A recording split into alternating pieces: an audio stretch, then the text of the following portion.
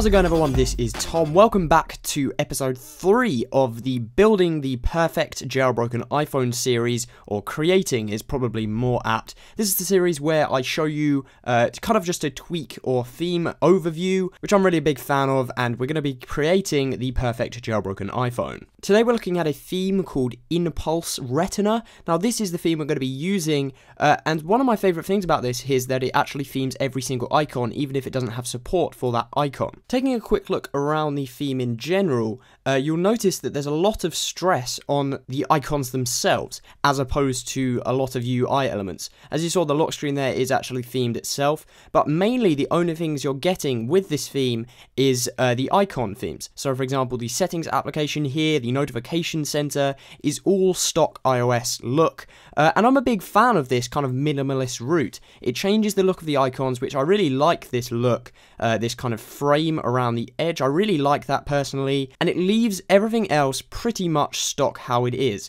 And again, as I said, I'm a big fan of that. Why fix something that isn't broken? There are themes which theme a ton on your device, but this really isn't one of them, and I give huge props to Shornix for actually doing this. This is actually from the same developer as Icon. I didn't use Icon, I think it's a little bit kind of overworked. However, this really is one of my favorite themes for iOS, and it really does make sense to have this as the theme we're going to be using on the perfect jailbroken iPhone. As I said, this themes every icon on your device, but as you can see, the main detail goes into the stock applications. All of them are very detailed, very professional, and look really good. Now, to be honest, guys, that kind of wraps up this episode. I mean, the theme is something which you need to kind of be aware of, but it's not something that's hugely detailed. For example, with this theme, I was going for minimalist, and that's why I chose inPulse Retina. If you're looking for some kind of tweak information and stuff like that, I will link the latest episode of iOS 6 Cydia Picks, which I focused on iOS 7. If you have any questions, comments, suggestions, as always, leave them in the comments below. Also, tell me what you'd like to see on the perfect jailbroken iPhone project. I'll be checking out a lot of tweaks and stuff like that, and I'll credit you if I decide to use yours. But otherwise, guys, I will catch you in the next video.